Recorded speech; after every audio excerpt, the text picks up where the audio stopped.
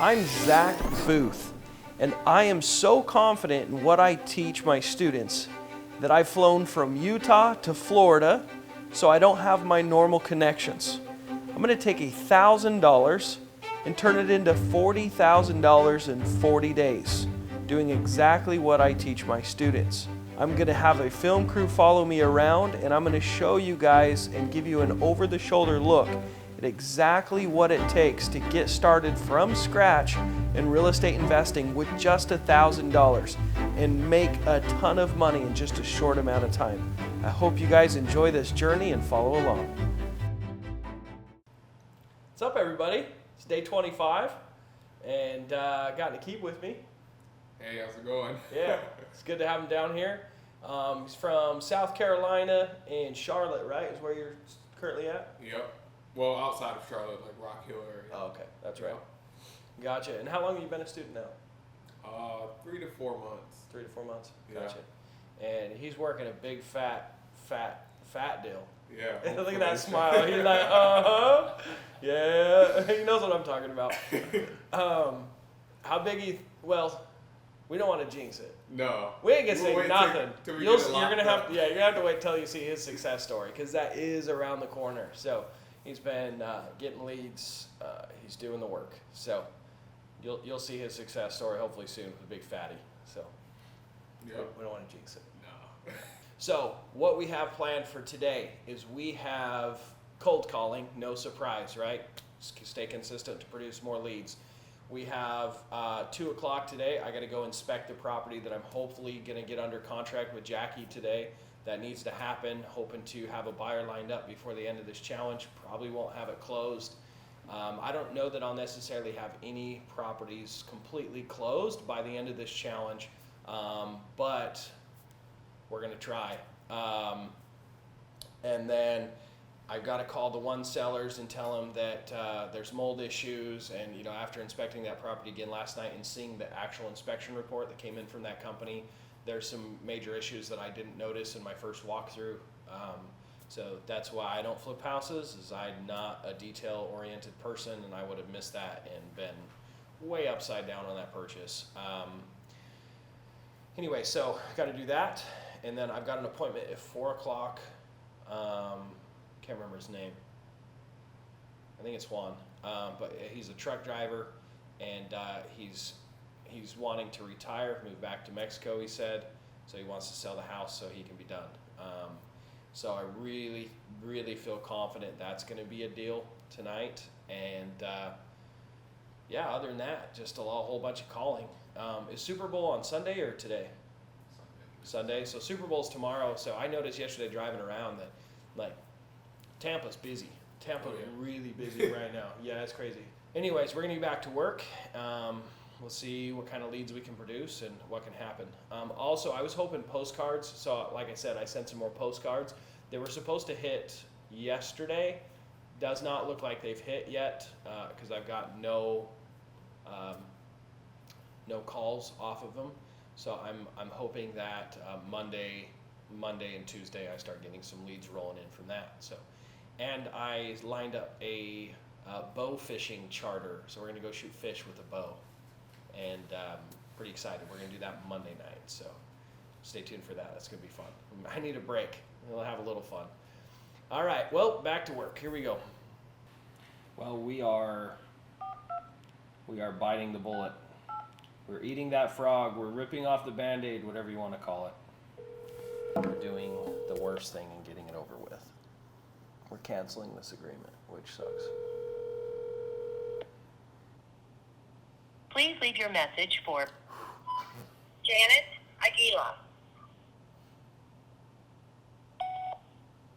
Hey Janet, this is Zach. Just calling to let you know that after further inspection, I'm concerned about the tree in the back. So it's lifted that cement, and all that water's running up and settling up against that cinder block. And I'm pretty confident that I've got mold issues that's already penetrated to the inside of the house. So at the price we have it at, it's not going to work for me. So I need to just cancel our agreement. Just letting you know, give me a call back if you'd like to. Just letting you know. So best of luck to you. Richard said that you had other options, so maybe that's the best route to go for you. So, because I need to come down quite a bit because of that. No worries. Have a good day. God bless. It's weird because you're like the seventh person probably this week that called and asked me that. That's crazy that you got 7 in 1 week. Well, we're I'm just... like, there's something going on that I don't know about. No, not that I know of. Maybe I just happened into the wrong house or right house. I don't know. Yeah, no, I got an offer the other day from some lady, an Asian lady, made me an offer for $207, and she paid closing costs. Uh-huh. And she's already trying, and I was like just talking to her about it, and she's trying to send me contracts. Right. Like, I didn't even, like, I was like, all right, I'll think about it. Next thing you know, there's contracts in my email, and I'm like, Jesus, kid, what's up? But I don't know. I mean, I might kick it around. My biggest thing is, where am I going? Gotcha. Because I just dropped like 10 grand on the inside of the house. I redid all the floors. Mm-hmm. All right, Zach, no problem. I'll hit you back next week, or you can try to hit me back next week, and I'll think about it. Yeah, sounds good. I'll reach out to you next week. I appreciate you taking my call. All right, thank you. All right, bye-bye. Yeah, so honestly, like I have the desire to put that is not a lead at all and just move on, but that would be my laziness kicking in because he's not motivated, right? He's like, well, I'd have to find a place to go, and if I could sell it for this, and he's got an offer at 207, which is high. For that area, that's high. And, a lot of these investors just go in and throw numbers at people and throw contracts, even though they're not really ready. They don't talk to him about their options. Like I tried to talk him out of selling it just to see what he would say. It's like, okay, well, you want to pull some money out. Why don't you refinance some money out? Like I gave him an option where it would solve all his problems. And he doesn't know what he wants to do. He may sell it. He doesn't, but it's like, I don't think he'll sell it. I think he's just kicking around the idea, and someone called to say they would make him an offer, and they went and made him an offer, and he's like, oh, that's quite a bit of money, which is probably more than he would be able to sell it for. I need to pull comps, but yeah, I don't know. It's worth following up and see what happens, but yeah, we'll follow up. Probably not a deal.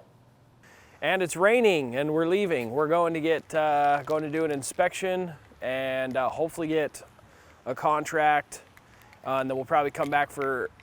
Actually, we got an appointment at 4, so we might come back with 2 contracts tonight. So I might be overly optimistic, but I'm feeling confident. So let's go get it. You ready? Yeah, let's All right, let's do it.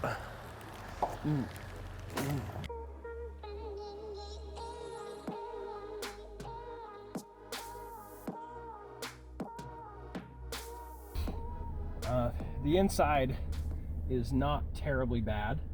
Let the pictures be rolling here. You see those pictures? So it's not in terrible condition. I think the roof may need some work. He said there was a leak, but it's definitely an older roof. But there's a bunch of mattresses outside. The backyard's beat up. Fences are falling over. But the inside could use a bit of an update. The bathrooms need to be completely redone. New flooring, paint, of course. But overall, it's not bad. They're nice people. They've, I guess they've been on hard times a little bit. They got their elderly mother in there, but they're not paying rent for over a year now. And I was in a bad mood. I said they were freeloaders. It's not nice at all to say. They're, it sucks. It sucks to see people that are struggling, but living in a house that they don't own, that they're not paying for, is also not the answer. So we're gonna have to figure something out. I'm gonna try and negotiate something where the seller can get what she needs, the tenants can get what they need to get a new spot and a new place, and it's gonna be up to them to make their payments after that. But I'm gonna see if I can't work something out that everyone can walk away with something. Anyways, let's go talk to Jackie and get something on paper and see what we can do. So hopefully she understands.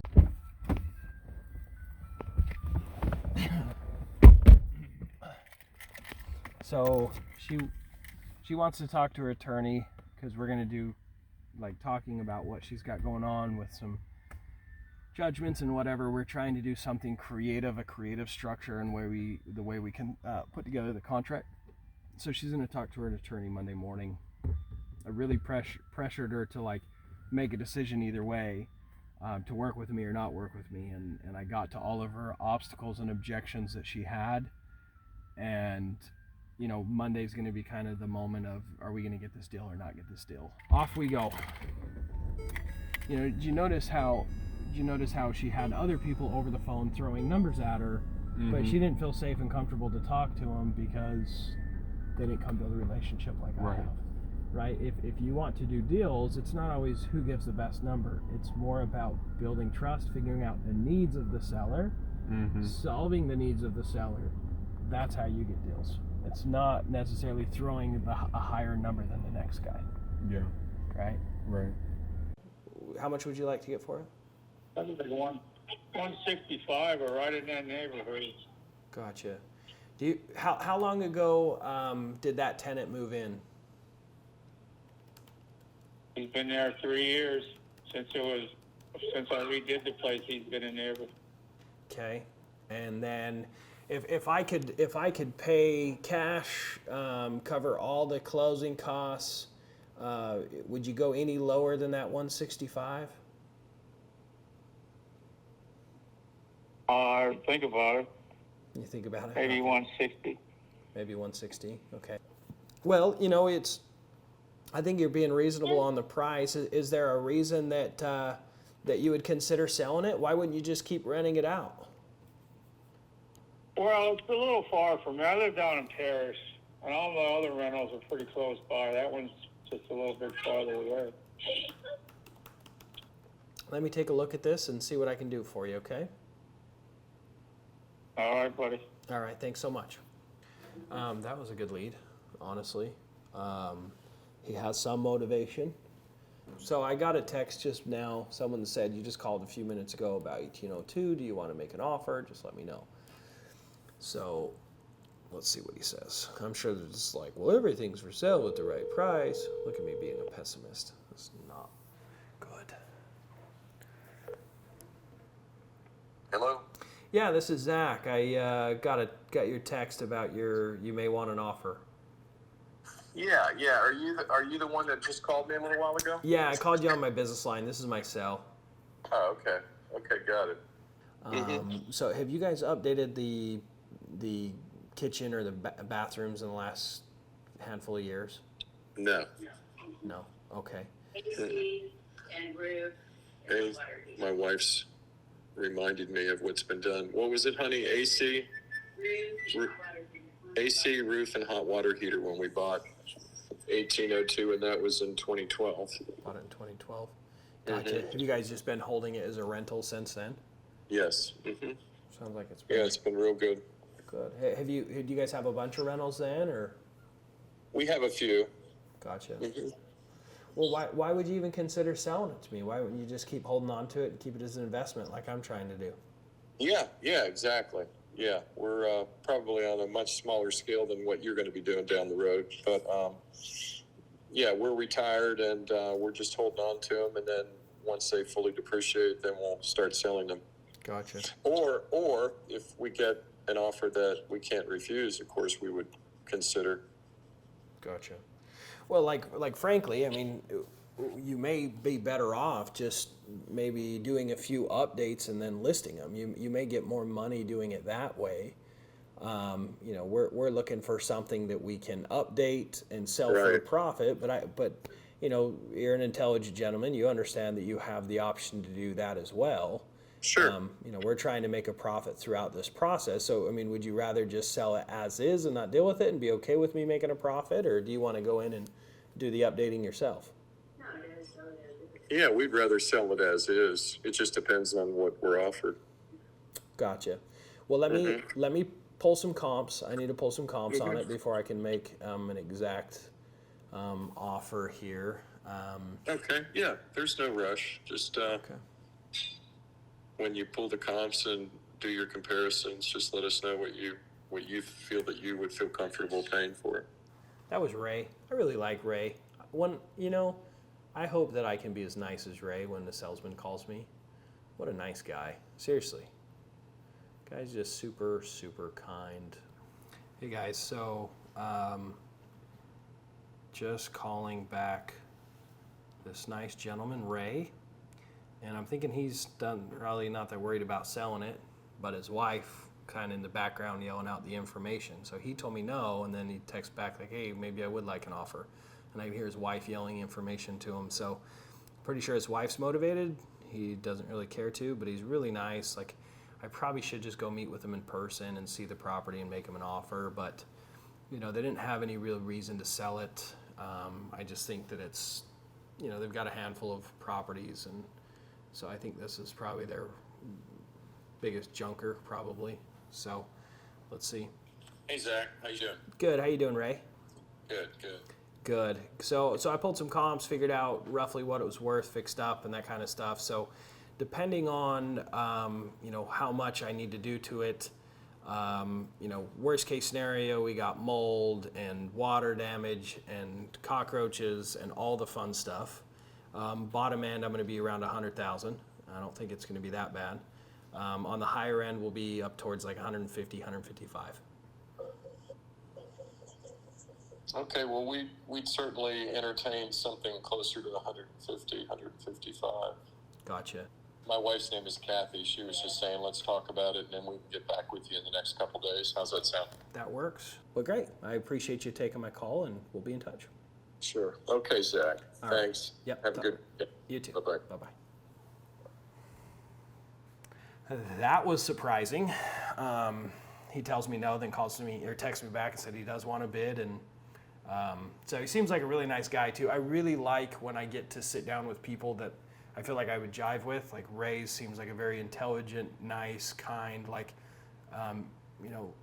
just well-spoken. Obviously very intelligent. Sounds like he has money. He has a bunch of properties. He says he's retiring. So he knows what his options are, and he knows that I need to make a profit. It's just a lot easier transaction. I'm actually really excited about this one. I feel very confident we can turn this one into a deal, just because he knows it's not fixed up. He knows that he doesn't want to deal with it, and so I'm really excited about this lead. I think this is one of my better leads for a few weeks. So I'm going to turn that to a hot lead. Here we go. Our camera guy's losing his mind. He's been working too much. All right, guys, it is day 25. It's a recap of day 25 of the 40 grand in 40 day challenge. And it's been really a pleasure to get to know you today. Yeah. Get to hang out in the Thanks keep. for having me. Yeah, it's Great. really fun. So I love it. I love that part of being a coach, like getting to know people from all sorts of different walks of life, different backgrounds, religions. Like, had some really cool conversations. I learned a lot today. So it was overall a fun day for me. We had some good progress. We got some leads. We went on a couple appointments. Not exactly what I hoped for. My appointment with Juan today. He just needs to list it. I didn't try and talk him into selling at a discount. There's just no need for that. But I'll pass it to my agent. I'll get a fat discount on my listings and stuff and wholesale deals that we do here. So, in the end, I'll probably walk away with $3,000-$4,000 in discounts. So really $4,000 in extra profits in my pocket from that appointment tonight. I'm sure my agent will get that listing from I made that $13 or $15 investment into Corona. Totally worth it. Definitely use that. I'm going to use that again. I'm going to start taking alcohol to like every appointment. But yeah, it was a fun day. It was a good day. What are some of the big takeaways you had? I would say the biggest takeaway I've had today is you got to grind. So you're not saying it's easy? Oh no. Oh, okay, we good. got here, 8:30 got started, and it's around 8:30 p.m. and we're just We're just ending, man. So yeah, you got to put in that time. And I'm thinking of still calling the agent after this too. Yeah, and then this guy's still going. He's a crazy man. So. It's got to do it. Right. Did you get any other big takeaways you'd like to share? I think just one takeaway is giving the seller, like, you know, being a servant to the seller, not always just trying to get the deal. You know, with the last appointment, like you mentioned, the house was in real good condition. You know, he wanted around he wanted to get the most, and the best you could do is probably around like 180 to be profitable. So you just, you know, like you said, just told him, you know, it might be better to list it, you know. So that's a big takeaway, just like being a servant to like the sellers and not just always trying to go get the deal. Right. Yeah, I mean, if you approach every situation all about you and what you want and what's best for you, like, you probably shouldn't be in this business. Right? You really shouldn't. I mean, you probably shouldn't be in business at all. You probably should go get a job and be told what to do. You know, you got to have integrity, and especially when you're dealing with people that, you know, a lot of the times their houses are their livelihood. It's their retirement. It's their life savings. You know, Juan's wanting to move back to Mexico and retire. You know, he's going to be 62 in August, and he's worked hard his whole life. You know, he's gone a ton and rarely home, and he's, you know, he was showing us videos of his, you know, his house that he's going to retire to, and he was just so excited to share it. And it's like, you know, if he would have said, no, I don't want to list it, I want to have this thing done quickly, that's not what I want, I'd have said, that's fine, I can make you an offer, but I need to be able to make money, it's going to be in this range. And then we would have haggled back and forth and got the contract. That's fine, because I would have served him, because that's what he wanted. But when I was like, well, you know, what do you want? He's like, well, I want as much as I can possibly get. And he had no hurry to sell it. So that was truly what he needed, what was his best interest. So many people try and force people into what's not necessarily in their best interest because they're so self-centered and worried about, you know, their money that they end up getting some deals that they may not have gotten, you know, if they would have been honest. But what happens is you get into litigation stuff, you get people that are trying to cancel contracts on you, and then more than anything, you're working without integrity, in my opinion, and that's just not cool. That's not good. Like, that's the stereotype of wealthy people, right? Is taking advantage of others just for that dollar, the almighty dollar. And it's like, you know, life's too precious to taint your life's experiences by taking advantage of other people and, you know, trying to get ahead by leaving other people behind. So yeah, I mean, there's a ton of opportunity, and you be upright and honest. Like that lead we got today. I told the guy, he's a very intelligent guy, obviously has money, has a bunch of rentals, and I said, you know, well, you could just fix it up and make more. And he's like, well, I don't want that. I want to sell it as is. Right? And I was like, well, I'm probably going to be in this range down here. And he was like, yeah, okay, that actually kind of makes sense for us, right? So you don't have to convince people of what they want. You just have to find the right people that want the right things. And you're going to get a ton of people that tell you to go pound sand and go die, and, you know, it's like, how dare, oh yeah, and everything in between, right? But you'll find those people if you're willing to do the work. So good stuff. Yeah. Okay, well, thanks for joining. Day 25 is a wrap. We'll see you tomorrow. Tomorrow is Sunday.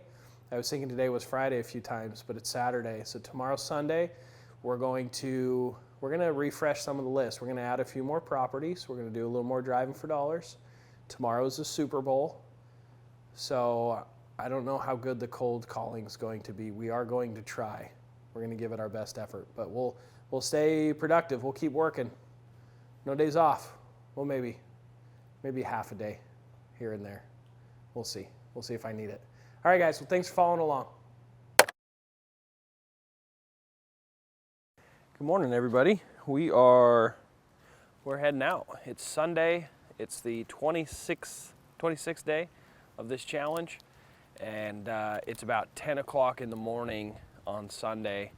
I slept till like 8:30. I watched some videos on just educational videos on YouTube around stock trading and just trying to educate myself. And then cooked a nice breakfast that was delicious. I'm like super full. And now we're gonna go drive. We're gonna replenish our lists. I probably have another 10 to 20 hours of calling to where I'll call through, all the numbers I wanna call through as many times as I wanna try.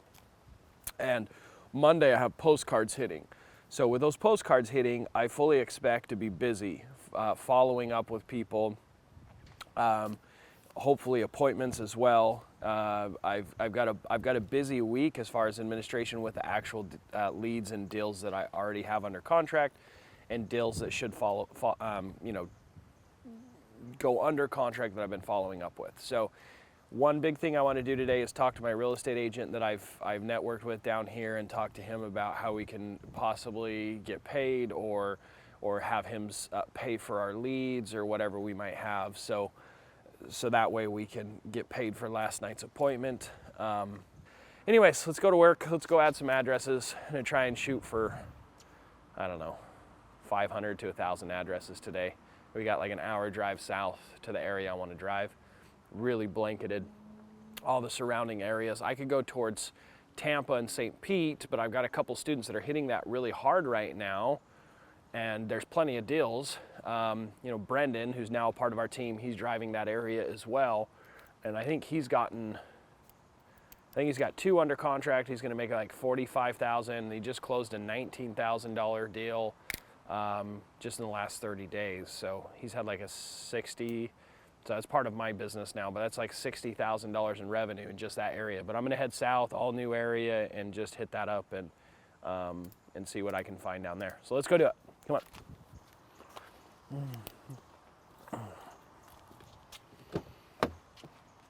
Hey guys, so this house is abandoned, or not abandoned, but it's vacant, and there's someone out front with like a bench seater work, F-150, and the door's open. I can tell it's empty, so I'm just gonna go talk to him while I'm here. Let's go.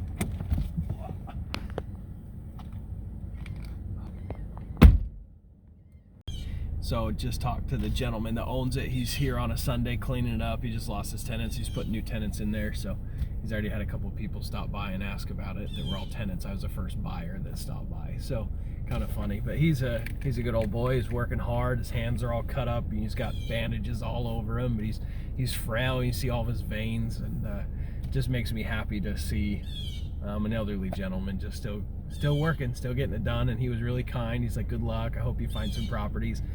And I hope that when I'm his age, that I'm still out active and doing things and speaking with people in my community and getting to know the younger generations that are wanting to get into investing and building their wealth. It's pretty cool. There's a ton of opportunity, guys, and there's a ton of great people. Some of the people you're going to call and reach out to, they're going to be really rude, but truly they don't understand the hustle, right? They're probably extremely broke and struggling more so than the rest of them. So anyways, get out there and hustle, guys. That's the only way to do it. If I can do it, you guys can do it 100%.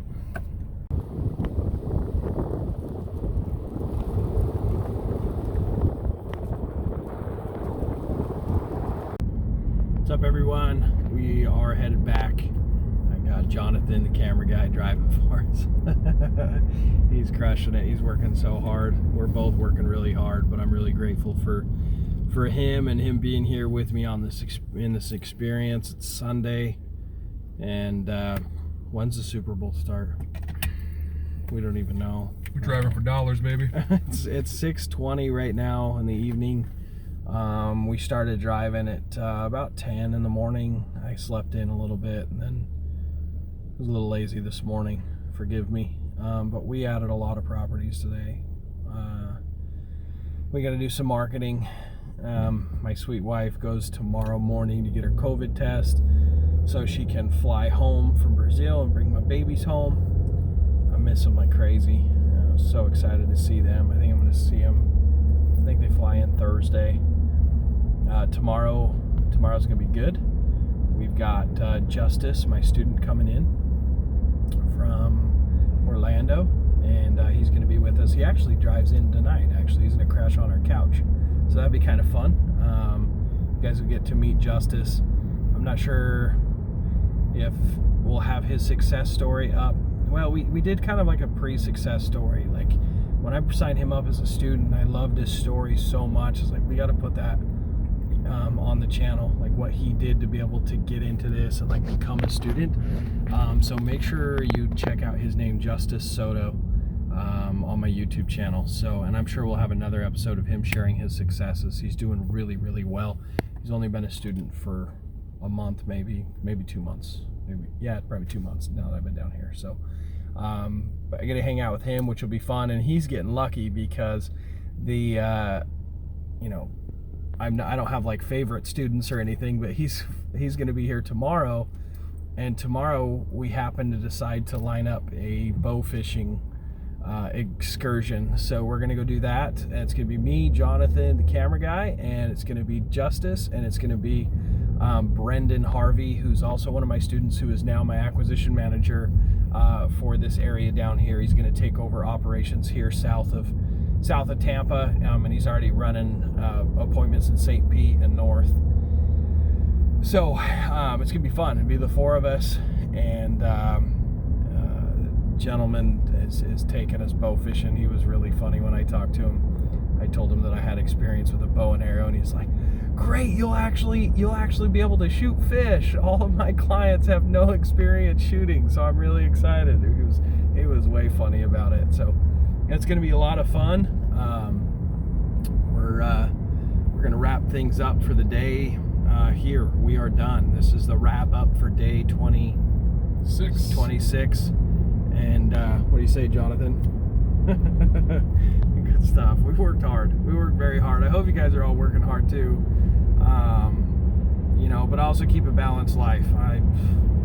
This is not healthy to work this much. I mean, the last time I worked 80 hours a week with no playtime, well, I guess it was the mission, but it was service-oriented work. It was a good experience. But before that, I was in Nova Scotia, Canada when I was 17. It was my junior year summer, and I worked this many hours. I worked 80 hours a week. I actually didn't even work Sundays, and I got 80 hours a week in. And I did that because I wanted to put some money away to buy my first truck. My dad said if I wanted to buy a truck, I could come up with the cash. He wouldn't even co-sign a loan, which I was so grateful he did that, because it taught me how to work and to figure things out and to not make excuses and get what I wanted. And actually, when I came home from that trip, I took that money, and that was the seed money to my first business. I came home with nearly $7,000 or $8,000 from that trip, that junior year summer. And I bought my truck cash, and I bought a squeegee and a cell phone for myself. That was my first cell phone. I paid for it all by myself. And I had to get a cell phone plan from Cricket because I had no credit. And that's how I started my first business. And I went door to door from my parents' house to get clients because I had no gas money to drive out to better neighborhoods. And I remember the first $30 I got, I went and put gas in the truck, drove to the next neighborhood, and started door knocking that neighborhood. And I was in a tight spot because I had to pay for car insurance. I remember to this day it was painful because all that money I had made, I dumped it back into a truck, into equipment, and to cell phone to be able to start that little business. And it's been the greatest blessing to have parents that pushed me, and then have mentors that I looked up to, and people that I respected. Anyways, it's just kind of surreal to be down here and doing this experience for you guys, and to be pushing myself this hard. I don't know if you can hear how tired I am, but my voice is starting to get scratchy. I'm just beat up. But anyways, I hope you guys are enjoying the content. Make sure you give us a like. And also remember, my favorite comment in each of these 40-day challenge videos will be entered to win access to my mastery program. But that's a wrap. I would cold call tonight, but we're going to be home at like 7:30, and I'm tired. That's an excuse. I could probably call for like an hour, but I'm done. I'm done for the week. I'm going to take a couple hours off and read a book or something, and get rested up. Next week's going to be a big week. Try to get some sleep. So good night, everybody. See you in day 27.